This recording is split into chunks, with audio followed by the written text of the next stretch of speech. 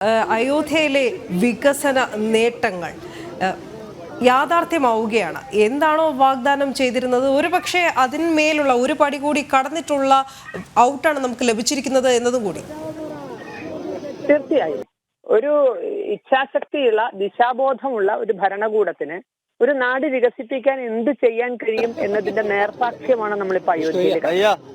ഒരു 500 വർഷത്തെ ദേശീയ ജനതയുടെ കാത്തിരിപ്പ് അവിടെ സഫലമാകുമ്പോൾ അത് കേവലം ഒരു ക്ഷേത്രം സാക്ഷാത്കരിക്കപ്പെടുന്നു എന്ന് മാത്രമല്ല, ആ ക്ഷേത്രത്തോടൊപ്പം ആ നാടിന്റെ മുഖച്ഛായ തന്നെ മാറുകയാണ്. നമ്മൾ എങ്ങനെ കിട്ടുന്ന അവസരങ്ങൾ എങ്ങനെ പ്രയോജനപ്പെടുത്താം? ഓരോ ഭരണാധികാരികൾക്കും ഇത് മാതൃകയാണ് എന്ന് എനിക്ക് തോന്നുന്നു. ദൈവത്തിന്റെ സ്വന്തം നാടായി പലതും അനുഗ്രഹിക്കപ്പെട്ട് കിട്ടിയ കേരളത്തിന് അത് പ്രയോജനപ്പെടുത്താൻ സാധിക്കാതെ ഇവിടെ വരുന്ന ലക്ഷക്കണക്കിന് ഭക്തജനങ്ങള് കുടിവെള്ളം പോലും ഇല്ലാതെയൊക്കെ ബുദ്ധിമുട്ടുന്ന ഒരു സാഹചര്യം നമ്മൾ ഇവിടെ കാണുമ്പോഴാണ് ഒരു ക്ഷേത്രവുമായി ബന്ധപ്പെട്ട ഒരു നാട് എങ്ങനെ വികസിപ്പിക്കാം എന്നുള്ളതിന് അയോധ്യ ശരിക്കും പറഞ്ഞാൽ ഒരു മാതൃകയായിരിക്കുന്നത്. ഇതൊക്കെ തന്നെയാണ് രാമരാജ്യം എന്ന് പറയുന്നത്. കേവലം രാമക്ഷേത്രം വരുന്നു എന്നതിലൂടെ ഒരു വലിയ മാറ്റമാണ്. അത് രാമരാജ്യത്തിലേക്കുള്ള മാറ്റമാണ്. ഓരോ കൈകൾക്കും തൊഴിൽ കിട്ടുന്ന, ഓരോരുത്തരുടെയും പട്ടിണി മാറുന്ന, ഓരോരുത്തരുടെയും സ്വപ്നങ്ങൾ സാക്ഷാത്കരിക്കപ്പെടുന്ന, പ്രശ്നങ്ങളില്ലാത്ത, എല്ലാവരെയും ഒരുമിപ്പിച്ചു കൊണ്ടുപോകുന്ന ആ രാമരാജ്യത്തിലേക്കുള്ള തുടക്കമാണ് രാംലല്ലയുടെ പ്രതിഷ്ഠ എന്ന് നമുക്ക് എല്ലാവർക്കും ഉത്തമമായ ബോധ്യം വരത്തക്ക വിധത്തിലാണ് ഇന്ന് അയോധ്യയുടെ വികസന പ്രവർത്തനങ്ങൾ അവിടെ നടന്നുകൊണ്ടിരിക്കുന്നത്. അവിടുത്തെ റോഡുകൾക്ക് വന്ന മാറ്റം, അവിടുത്തെ കെട്ടിടങ്ങൾക്ക് വന്ന മാറ്റം, അവിടുത്തെ യാത്രാ സൗകര്യങ്ങൾക്ക് വന്ന മാറ്റം, ഇത് തീർച്ചയായും അവിടുത്തെ തൊഴിൽ മേഖലയെ എല്ലാ രംഗത്തും വികസിപ്പിക്കും എന്നുറപ്പാണ്.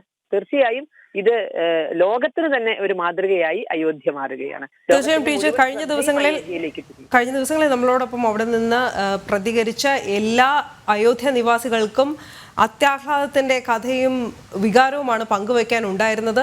ഇത് സ്വാഭിമാന വീണ്ടെടുക്കലിന്റെ ഒരു വലിയ ചരിത്രം കൂടി. അങ്ങനെ നമ്മുടെ വരും തലമുറയ്ക്ക് ഇതൊരു വലിയ പാഠം കൂടിയല്ലേ ആകുന്നത്? ഏറെ ത്യാഗങ്ങളുണ്ട്. അയോധ്യ പൂവിരിച്ച പാതയിലൂടെ പോയല്ല അവിടെ രാമലല്ലയുടെ ക്ഷേത്രം ഉയരുന്നത്. നമുക്കറിയാം, ഏറെ രക്തവും വിയർപ്പും ബുദ്ധിമുട്ടും കണ്ണീരും ഒക്കെ അതിനുവേണ്ടി 500 വർഷമായിട്ട് ഒഴുക്കിയിട്ടുണ്ട്. അവിടുത്തുകാർ മൊത്തം രാജ്യത്തിന്റെ വിഷമമായി. ആ നാട്ടുകാർ ഒരുപാട് ത്യാഗം അതിനുവേണ്ടി രാമഭക്തർ അനുഭവിച്ചിട്ടുണ്ട്. ആ ക്ലേശം ഫലിക്കൽ അതുതാൻ പുതുതായ സൗഖ്യം എന്ന് കവി പറഞ്ഞതുപോലെ ആ ക്ലേശത്തിനൊക്കെ തന്നെ ഇപ്പൊ ഒരു ഫലം കാണാണ്. രാമലല്ലയുടെ ക്ഷേത്രം അവിടെ പ്രതിഷ്ഠിതമാകുമ്പോൾ ഇത്രയും നാള് നൂറ്റാണ്ടുകൾ അനുഭവിച്ച ക്ലേശത്തിന് അവിടെ ഒരു പരിഹാരമാവുകയാണ്. അത് ആരെയും വേദനിപ്പിക്കാതെ. അതാണ് പ്രശ്നപരിഹാരത്തിന്റെ ഏറ്റവും വലിയ മർമ്മപ്രധാനമായ ഭാഗം എന്ന് പറയുന്നത്.